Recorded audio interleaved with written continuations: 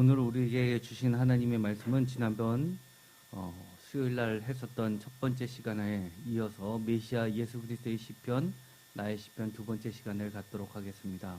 시편 16편부터 읽도록 하겠습니다. 우리가 시편은 예수 그리스도의 시편이라고 말씀을 드렸고 가장 대표적인 것이 시편 22편이라고 말씀을 드렸습니다. 특별히 시편 22편은 예수 그리스도의 십자가 사건, 그 절정의 시간에 예수님께서 직접 시편을 인용하셨던 예수 그리스도의 시편의 진수입니다. 그 밖에도 시편 곳곳을 보면 예수 그리스도께서 직접 인용하셨던 시편 외에도 초대교회가 시편을 통해서 예수님이 하나님의 메시아요 그리스도라 하는 것, 주와 하나님이 되셨다는 것을 깨닫게 되고 증명하는데 이 시편이 되고 사용이 되었습니다. 그래서 우리가 이 시편을 보는 것은 고린도후서 5장 16절에 바울이 선언했던 그 유명한 말씀, 그것과도 관련이 매우 깊습니다. 고린도후서 5장 16절 다 같이 읽겠습니다. 그러므로 우리가 이제부터는 어떤 사람도 육신을 따라 알지 아니하노라. 비록 우리가 그리스도도 육신을 따라 알았으나 이제부터는 그같이 알지 아니하노라. 아멘. 예수가 그리스도라는 것을 대부분의 복음서는 메시아, 다윗의 자손이라고 이야기를 합니다. 그것은 어떻게 보면 다윗의 자손이었기 때문에 예수가 메시아로 받아들여지게 된 결정적인 단서가 된다고 이야기를 하는 겁니다. 또 예수께서 그리스도라고 고백하는 것은 부활 승천이 되시고 또 살아계셨던 때에도 인간의 영역이 아닌 신의 영역에 속하는 여러 기적적인 일들을 통해서 그는 인간이 아니라 하나님의 아들이었다고 고백하는 겁니다. 그런데 놀라운 것은 사도 바울은 예수가 주와 그리스도가 되셨다고 여러 가지로 증명을 하는 데 있어서, 증거를 하는 데 있어서 그런 기적적인 이야기는 전혀 언급을 하지 않습니다. 그는 처음부터 끝까지 하나님의 말씀, 구약에 약속되었던 하나님 나라의 가장 결정적인 것, 여호와 자신, 이 땅에 오신 여호와 자신, 하나님의 아들 예수 그리스도라는 것을 말씀을 통해서 증거합니다. 그 대표적인 것이 바로 우리가 시편을 읽다 보면 바로 이 예수님이 그리스도시구나라는 것을 알 수 있게 됩니다. 그런 면에서 제가 지난번에 시편 14편까지 하면서 숙제를 내드린 적이 있습니다. 각자 집에 돌아가셔서 시편을 각자 읽으시면서 시편의 구절들이 이런 구절들이 예수 그리스도와 관련된 부분이 있으면 여러분 각자도 한번 체크를 해보시라고 말씀을 드렸습니다. 사실 제가 이것이 예수 그리스도의 시편입니다라고 알려드려서 그렇구나라고 보고 확인하는 것도 중요하지만 거꾸로 자신이 아무런 배경 지식도 없이 성경 말씀을 읽으면서 이것이 예수 그리스도를 향해서 하나님께서 미리 약속하신 말씀이었네라고 스스로 깨닫고 찾아보는 그 과정이 사실 더욱 중요합니다. 그래서 제가 오늘까지는 그것을 일일이 확인하지는 않지만 다시 한번 연습한다는 생각을 가지시고 저와 함께 시편을 읽으시면서 이런 부분이 예수 그리스도와 관련된 부분이었다는 것을 다시 한번 여러분이 깨달으시면서 나머지 부분에 대해서는 집에 돌아가셔서 꼭 찾아보시기 바랍니다. 먼저 시편 16편을 읽기 전에 오늘은 절기 중에서 제2의 수요일이라고 하는 날입니다. 제2의 수요일은 바로 사순절의 시작을 알리는 첫날입니다.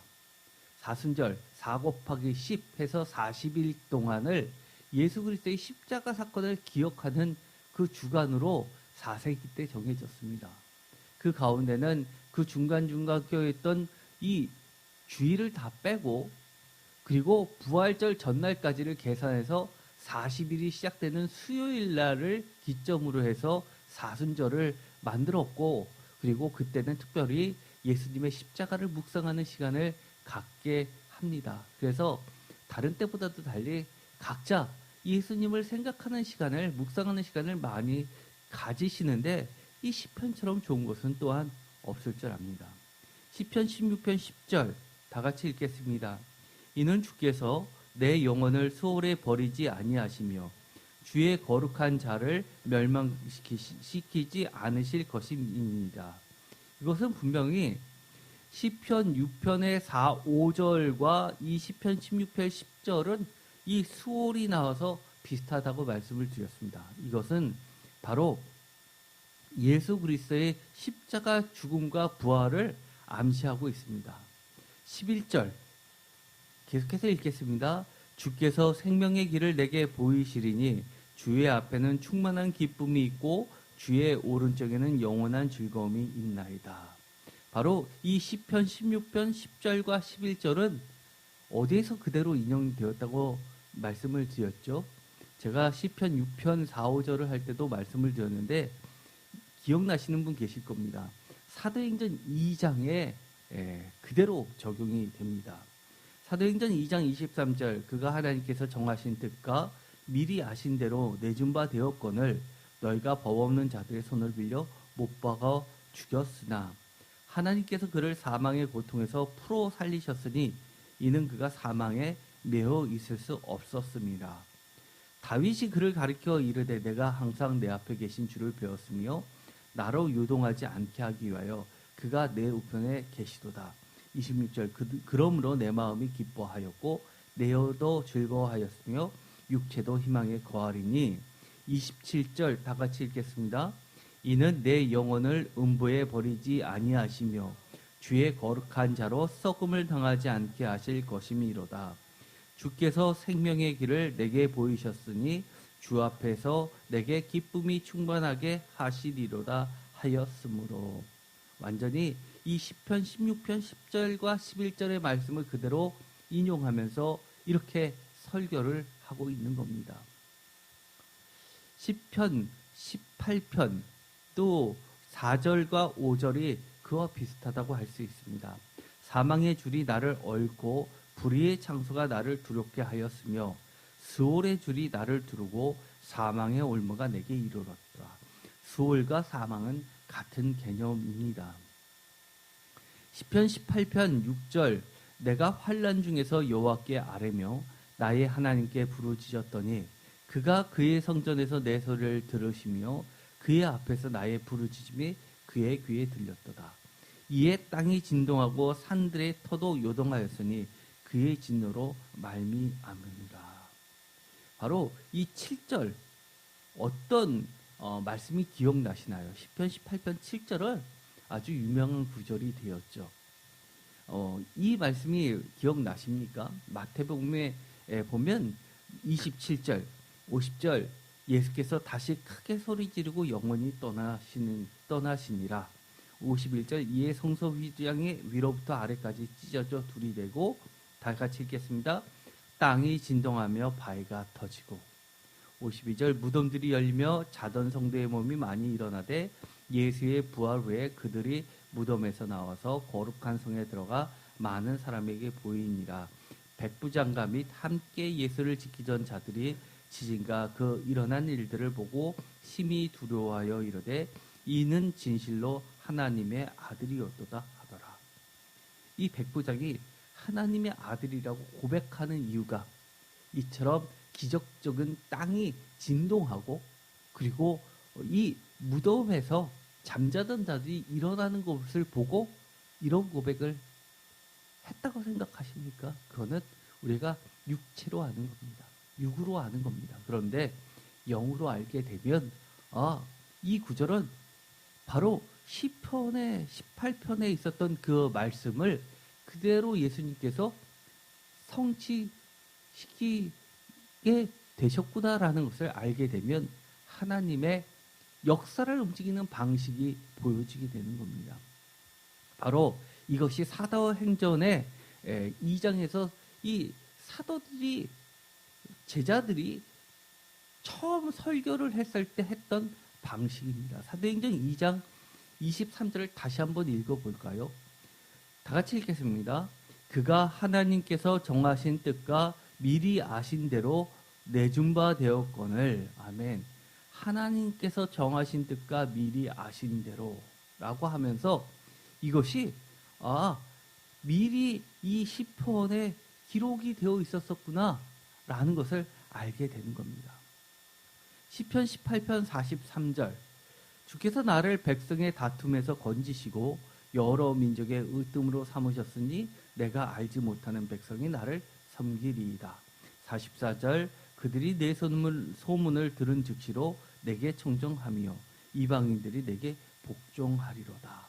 이 구절은 어떤 한 구절을 그대로 인용했다는 것보다 예수 그리스도의 사역을 그대로 이야기하고 부활 사건 이후에 모든 이방인들이 예수를 주로 고백하던 전체적인 것을 암시하고 있죠. 예수의 사역 기간 내에서는 예수님의 이적들, 기적들을 병고침을 받기 위해서 많은 이방 사람들도 예수께 나오는 사건이 있었고, 또 예수 그리스도의 부활 사건 이후에는 이방인에게도 복음이 전파되는 것들을 우리가 쉽게 찾아볼 수 있습니다. 골로새서 1장 18절엔 이런 말씀이 있습니다. 골로새서 1장 18절 그는 몸인 교회의 머리시라. 그가 근본이시요 죽은 자들 가운데서 먼저 나신 이시니. 다 같이 읽겠습니다.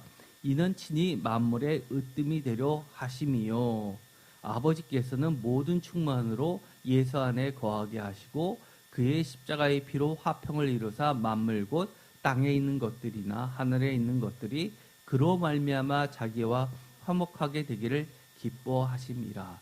여기 보면 골로새 1장 18절에 친히 만물의 으뜸이 되게 하려 하십니다 라고 하는 것과 시편 18편 43절에 여러 민족의 으뜸으로 삼으셨으니 라는 이 구절은 사실은 표현에 약간의 차이는 있을지 모르지만 사실 같은 내용이라고 할 수 있습니다. 사도행전 10장 45절 베드로와 함께 온 할례 받은 신자들이 이방인들에게도 성령 부어 주심으로 말미암아 논란이, 아까도 말씀드렸듯이 예수님의 부활 사건 이후로 복음이 이방인들에게 전도되는 모든 것들을 암시한다고 할 수 있었습니다. 사도행전 11장 1절 유대인은 사도들과 형제들이 이방인들도 하나님의 말씀을 받았다 함을 들었더니 18절 그들이 이 말을 듣고 잠잠하여 하나님께 영광을 돌려 이르되 그러면 하나님께서도 이방인에게도 생명 얻는 회개를 주셨도다 하니라. 사실 유대인의 종교에서 이방인 모든 백성들의 종교가 될 수 있었다는 것은 결코 쉽지 않은 이야기입니다. 많은 제약과 또 장벽이 있었지만 그 장벽들을 다 허무시고 이처럼 이방인에게도 하나님의 은혜를 넘치게 하셨습니다. 시편 18편 48절 주께서 나를 내 원수들에게서 구조하시니 주께서 나를 대적하는 자들의 위에 나를 높이 드시고 나를 포악한 자에게서 건지시나이다.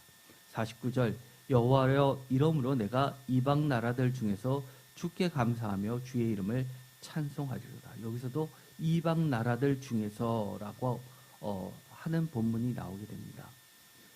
누가복음 19장 36절에 보면 찬송이 나오는데요. 이것은 유명한 종료주일 사건을 그대로 나타내고 있습니다. 가실 때 그들이 자기의 겉옷을 길에 펴더라. 37절 이미 감람산 내리막길에 가까이 오심에 제자의 오무리가 자기들이 본 바 모든 능한 일로 인하여 기뻐하며 큰 소리로 하나님을 찬양하여 38절 다 같이 읽겠습니다. 이르되 찬송하리로다. 주의 이름으로 오시는 왕이여 하늘에는 평화요 가장 높은 곳에는 영광이다라 하니. 아멘. 데살로니가 후서 3장 2절 또한 우리를 부당하고 악한 사람들에게서 건지시옵소서 하라. 믿음은 모든 사람의 것이 아니니라. 3절 주는 미쁘서 너희를 굳건하게 하시고 악한 자에게서 지키시리라. 사실 이 시편의 구절은 예수께 적용되었고 예수가 이제는 모든 구원의 중심에 서게 됨을 보여주고 있습니다. 구약에서는 다 여호와였던 것이 신약에 와서는 하나님의 자리에 예수님이 위치를 하게 됩니다. 10편 18편 50절 여호와께서 그 왕에게 큰 구원을 주시며 기름 부은 자에게 인자를 베푸시며 영원토록 달까 그 후손에게로다. 여기서 보면 이 메시아 기름 부음 받은 자 이야기가 나오죠. 이거는 지난번에도 말씀을 드렸습니다. 요한복음 1장 41절 그가 먼저 자기 형제 시몬을 찾아 말하되 우리가 메시아를 만났다고. 메시아는 번역하면 그리스도다. 요한복음 4장 25절 여자가 이르되 메시아 곧 그리스도라 하는 이가 오실 줄을 내가 아노니 그가 오시면 모든 것을 우리에게 알려주시리이다. 마태복음 20장 31절 여기서는 다윗을 관련을 시키고 있죠. 무리가 꾸짖어 잠잠하라 하되 더욱 소리질러 이르되 주여 우리를 불쌍히 여기소서 다윗의 자손이여 하는지라. 이 다윗의 자손이라는 이 이야기는 이 시편 18편에 있었던 영원한 다윗과 맺은 언약을 나타내고 있습니다. 여호와께서 그 왕에게 큰 구원을 주시며 기름 부음 받은 자에게 인자를 베푸시며 영원토록 다윗과 그 후손에게로다 라고 하면서 이 다윗의 자손에게 맺으신 하나님의 영원하신 약속을 조금 더 하나님께서는 흐트러뜨리지 아니하시고 성취하시는 모습들을 나타내고 있습니다. 마태복음 21장 9절 앞에서 가고 뒤에서 따르는 무리가 소리 높여 이르되 호산나 다윗의 자손이요 찬송하리로다 주의 이름으로 오시는 이요 가장 높은 곳에서 호산나 하더라. 마태복음 21장 15절 대제사장들과 서기관들이 예수께서 하시는 이상한 일과 또 성전에서 소리질러 호산나 다윗의 자손이여 하는 어린이들을 보고 노하여. 마태복음 22장 42절 너희는 그리스도에 대하여 어떻게 생각하느냐 누구의 자손이냐 대답하되 다윗의 자손입니다. 이런 것을 보았더라도 이 그리스도와 다윗의 자손은 불가분의 관계가 있습니다. 시편 19편 3, 4절 이것도 아주 유명한 말씀이죠. 언어도 없고 말씀도 없으며 들리는 소리도 없으나 그의 소리가 온 땅에 통하고 그의 말씀이 세상 끝까지 이르도다. 하나님이 해를 위하여 하늘의 장막을 베푸셨도다. 혹시 이 말씀 기억나십니까? 바로 로마서에 보면 이런 말씀이 나옵니다. 로마서 10장 11절 그들이 다 복음을 순종하지 아니하였도다. 이사야가 이르되 주여 우리가 전한 것을 누가 믿었나이까 하였으니 17절 그러므로 믿음은 들음에서 나며 들음은 그리스도의 말씀으로 말미암았느니라. 18절 다 같이 읽겠습니다. 그러나 내가 말하였느니 그들이 듣지 아니하였느냐 그렇지 아니하니 그 소리가 온 땅에 퍼졌고 그 말씀이 땅 끝까지 이르렀도다 하였느니라. 사실 이 로마서 10장에 있는 이 말씀은 너무나 유명해서 대부분이 다 안다고 생각하는데 이 10편 19편의 말씀과 연관시키는 것이 익숙하지 않은 부분도 많이 있는 줄 압니다. 시편 20편 6절 여호와께서 자기에게 기름 부음 받은 자를 구원하시는 줄 이제 내가 아노니 그의 오른손에 구원하는 힘으로 그의 거룩한 하늘에서 그에게 응답하시리로다. 여기서도 마찬가지로 이 메시아 그리스도를 이야기합니다. 시편 21편에도 이런 말씀이 나옵니다. 3절 주의 아름다운 복으로 그를 영접하시며 순금간을 그의 머리에 씌우셨나이다. 4절 그가 생명을 구하매 주께서 그에게 주셨으니 곧 영원한 장수로서이다. 5절 주의 구원이 그의 영광을 크게 하시고 존귀와 위엄을 그에게 입히시나이다. 로마서 2장 6절에 보면 하나님께서 각 사람에게 그 행한 대로 보응하시되 참고 선을 행하며 영광과 존귀와 썩지 아니함을 구하는 자에게는 영생으로 하시고 바로 이 영광과 존귀와 썩지 아니함 영생 이런 말이 바로 이 시편 21편과 글자 그대로는 같지 않지만 관련을 암시하고 있다고 할 수 있습니다. 또 머리에 향유를 붓는 것은 머리에 기름을 붓는 그리스도와도 관련이 됩니다. 마태복음 26장 7절 한 여자가 매우 귀한 향유 한 옥합을 가지고 나와서 식사하는 예수의 머리에 부으니 이거와 또 관련된 거는 이 여인과 반대되게 로마 군인들과 로마 정권은 유대인들과 함께해서 예수의 머리에 기름을 붓는 것이 아니라 그 머리에 가시관을 엮어서 씌우고 그리고 조롱하는 모습이 나오게 됩니다. 마태복음 27장 29절 가시관을 엮고 그 머리에 씌우고 갈대를 그 오른손에 들리고 그 앞에서 무릎을 꿇고 희롱하여 이르되 유대인의 왕이여 평안할지어다 하고 이 구절을 27장 29절을 보면 26장 7절이 단순히 여인이 예수를 연모해서 아주 귀한 옥합을 깨고 사랑의 헌신을 고백하는 장면으로 이해하기는 너무나 부족한 구절입니다. 이것은 보다 큰 의미의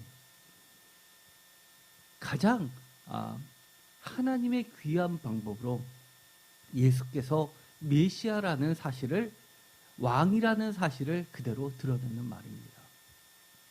시편 21편 11절 비록 그들이 왕을 해하려 하여 음모를 꾸몄으나 이루지 못하였도다. 시편 22편 예수 그리스도 메시아 시편의 진수는 제가 시편 22편이라고 했습니다. 시편 22편의 중요한 것은 절망과 원망이 아니라 구원의 하나님에 대한 절대적 신뢰의 찬양시라고 말씀을 드렸습니다. 이것은 유대인들이 사랑하는 아기들이 잠들기 전에 불렀던 자장가로 사용됐던 시편입니다.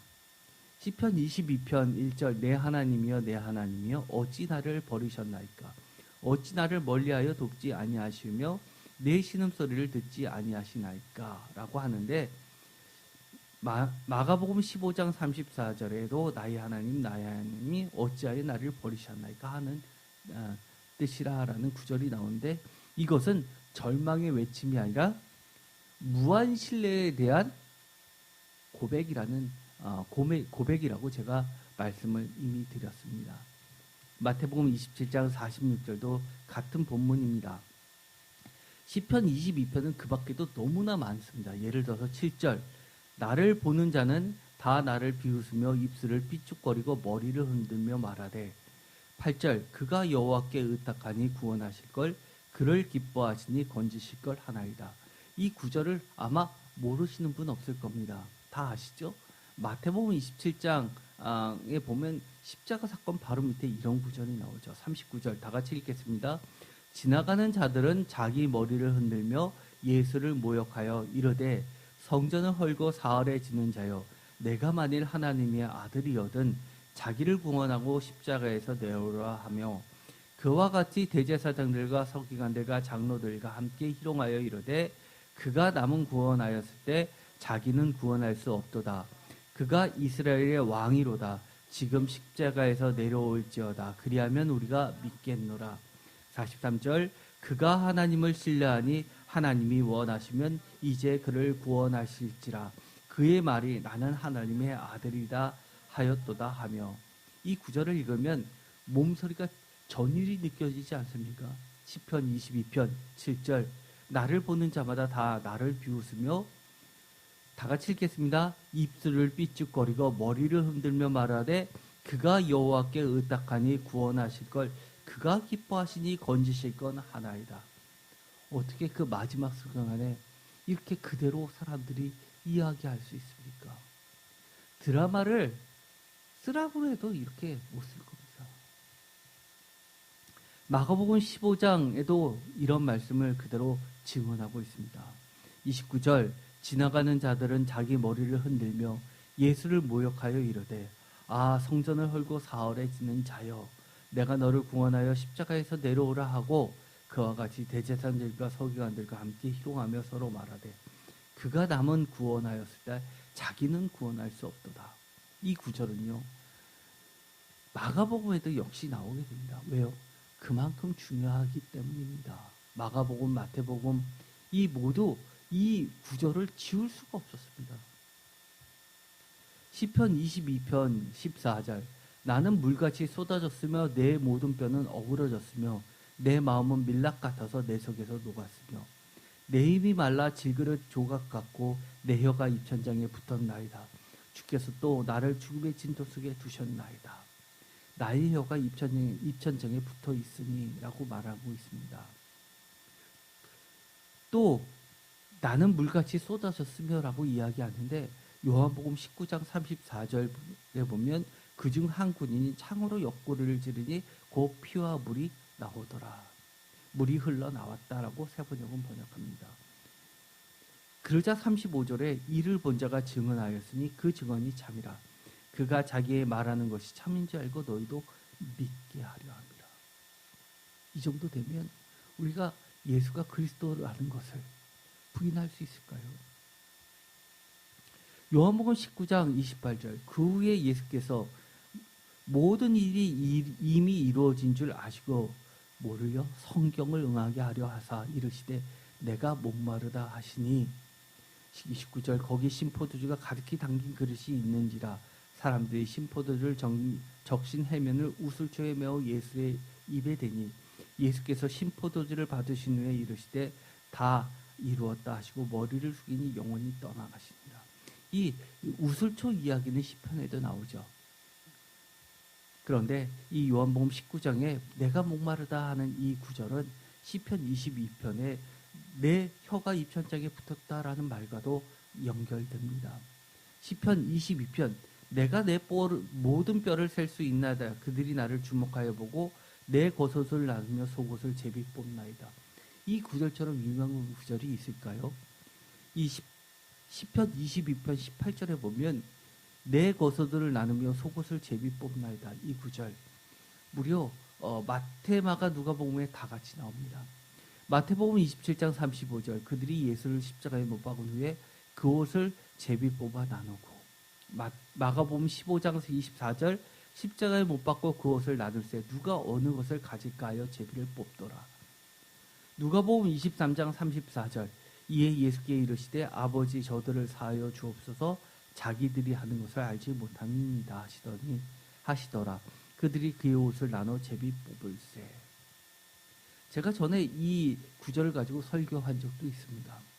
우리가 예수 십자가의 사건을 보면서 이처럼 아직도 나는 예수 그리스도를 주라고 믿는다고 하면서 여전히 십자가에는 관심이 없고 예수의 옷을 전리품처럼 기념품처럼 제비 뽑아 나누는 데만 관심이 있는 사람들이 많다고 말씀드렸습니다. 오늘의 기독교의 모습이 아닌가 생각이 됩니다. 예수의 그 옷만 갈갈 찢어서 내가 교회에다 붙여놓으면 마치 내가 거룩한 예수 그리스도의 직계 교회인 것처럼 착각하는 자들이 많이 있습니다. 모양만 갖지 말고 겉옷만 갖지 말고 예수 그리스도의 십자가를 몸소 우리가 육체화해야 될 것입니다. 어떻게 해요? 예수 그리스도 가셨던 그 길을 우리도 따라가는 것이 십자가를 지는 겁니다. 시편 22편 20절 내 생명을 칼에서 건지시며 내 유일한 것을 개의 세력에서 구하소서 나를 사자의 입에서 구하소서 주께서 내게 응답하시고 들소의 뿔에서 구원하셨나이다. 이것은 그야말로 십자가 사건을 의미한다고 할 수 있죠. 이게 사도 바울은 이거를 좀 직접적으로 자신이 십자가의 길을 걷고 있는 곳에 사용했습니다. 개에게 또는 사자에게라고 하면서 그가 받았던 여러 가지 환난과 고통을 상징화해서 이야기하는데 이 구절을 쓰고 있죠. 시편 22편 30절 후손이 그를 섬길 것이요 대대의 주를 전할 것이며 31절 와서 그의 공의를 태어날 백성에게 전하며 주께서 이를 행하셨다 할 것이로다. 이 22편은 굳이 어떤 구절을 선택해서 말씀을 드리는 것보다 지금 복음이 만방에 전파되는 것을 우리는 그대로 보고 있습니다. 시편 23편 1절 이것은 너무나 유명한 구절이죠. 다 같이 읽어보겠습니다. 여호와는 나의 목자시니 내게 부족함이 없으리로다. 그가 나를 푸른 풀밭에 누이시며 쉴만한 물가로 인도하시는도다. 내 영혼을 소생시키시고 자기 이름을 위하여 의의 길로 인도하시는도다. 이 구절은 생각나는 구절들이 다 똑같을 겁니다. 바로 요한복음에 이야기했던 10장 11절 다 같이 읽겠습니다. 나는 선한 목자라. 선한 목자는 양들을 위하여 목숨을 버리거니와 삭구는 목자가 아니요 양도 제 양이 아니라.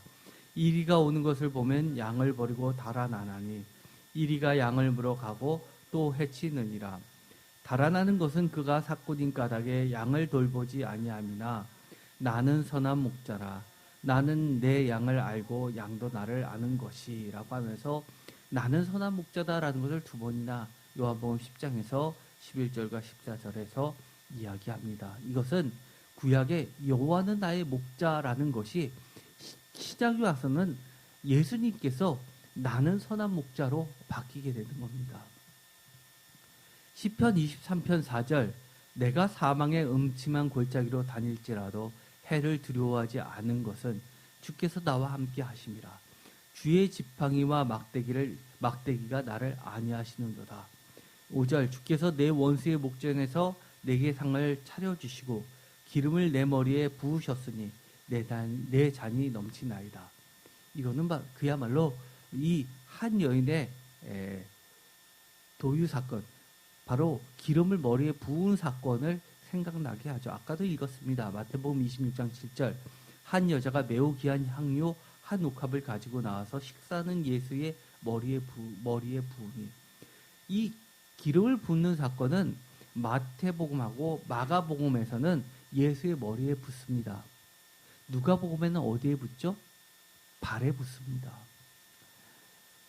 마가복음 14장 3절 예수께서 베다니 나병 환자 시몬의 집에서 식사하실 때 한 여자가 매우 값진 향유 곧 순전한 나드 한 옥합을 가지고 와서 그 옥합을 깨뜨려 예수의 머리에 부으니, 여기서 향유라는 것은 기름입니다. 향기 나는 기름이죠. 오늘날의 향수랑 조금 개념이 다릅니다. 시편 24편 전에 이것을 질문하신 적이 있으셨죠? 이 24편 7절 8절 다 같이 읽겠습니다. 문들아 너희 머리를 들지어다. 영원한 물들아 들릴지어다. 영광의 왕이 들어가시리로다. 영광의 왕이 누구시냐? 강하고 능한 여호와시오 전쟁에 능한 여호와시로다.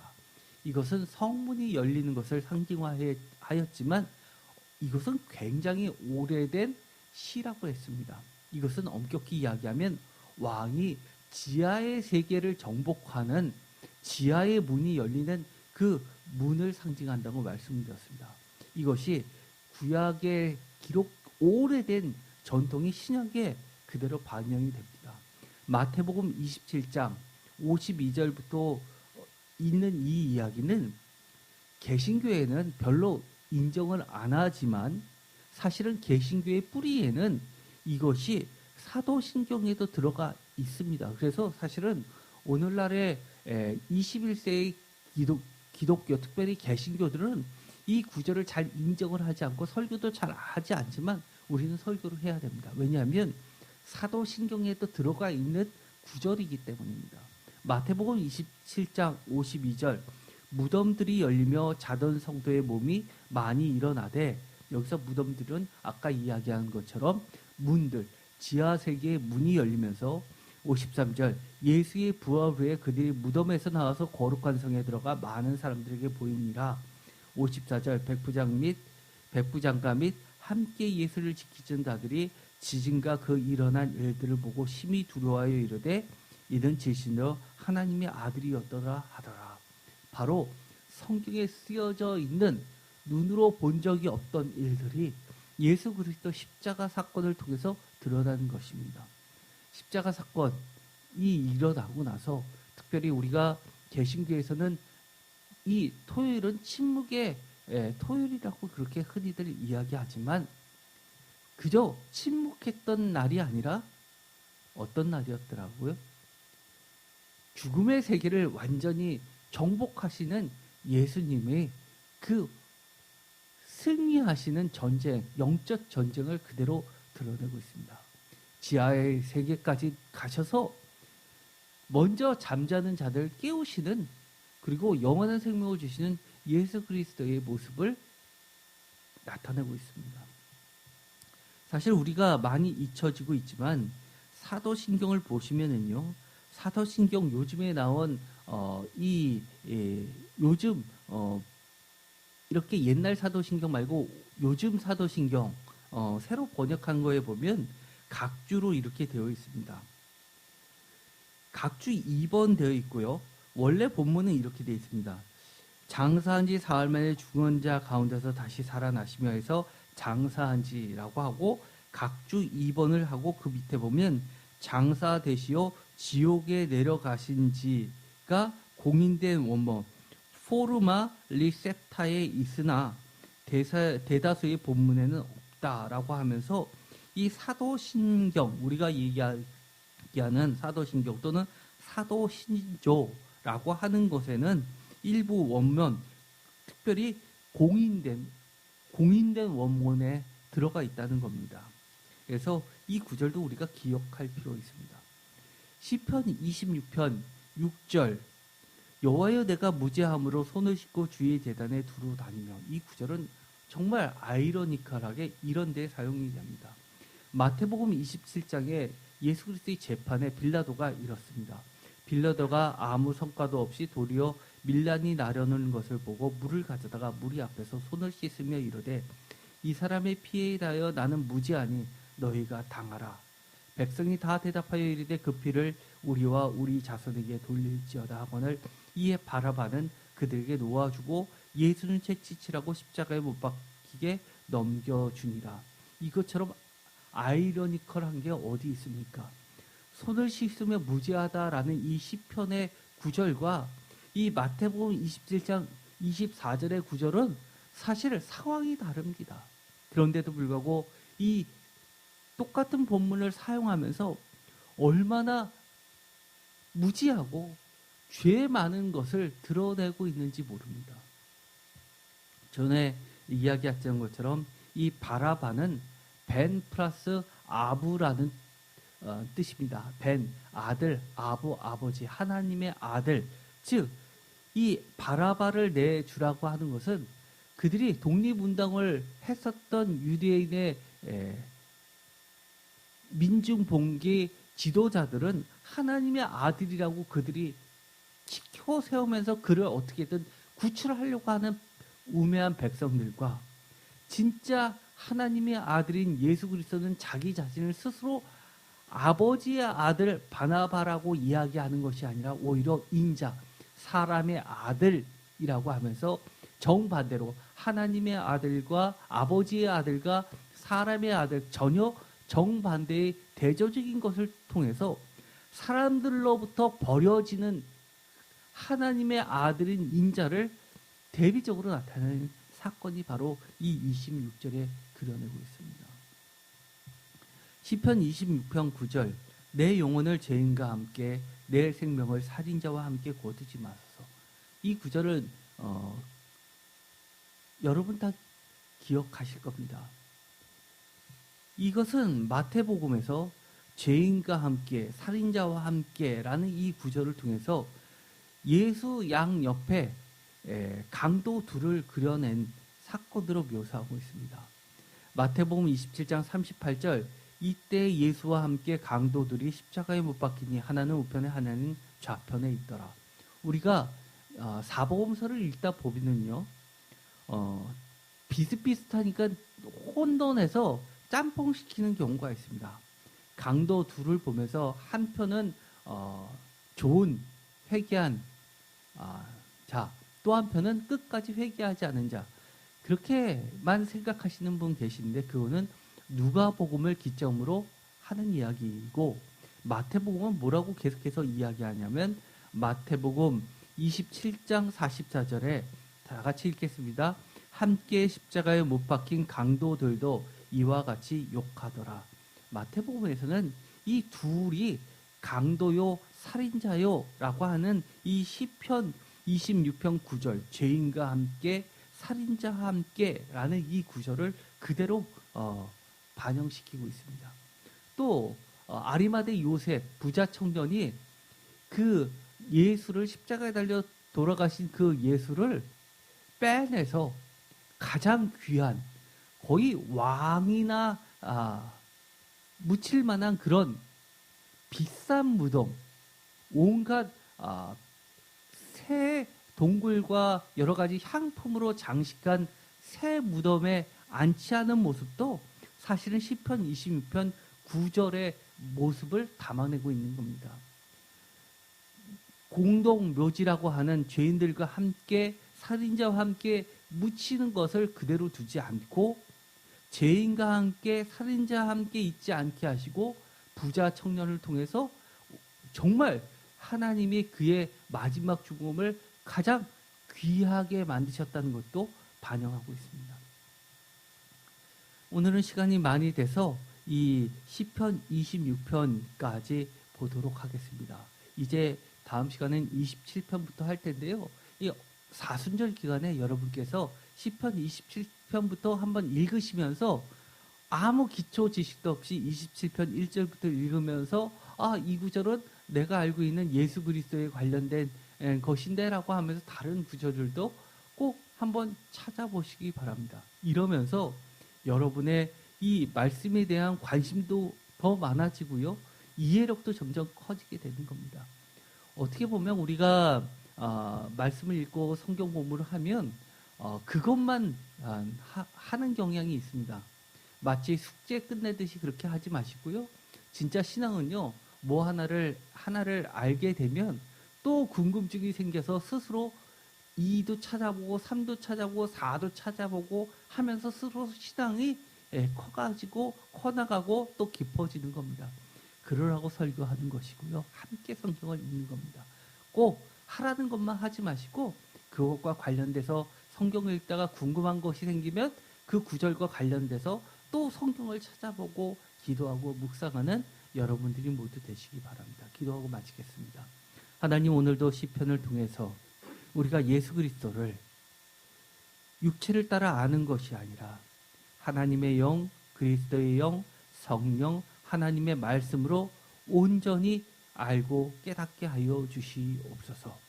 특별히 사순절 기간 우리가 하나님을, 예수님을, 성령님을 영으로 만나게 하시고 예수 그리스도의 그 십자가의 그 길을 우리도 온전히 이해하고 따라갈 수 있게 허락하여 주시옵소서. 예수 그리스도의 이름으로 기도드립니다.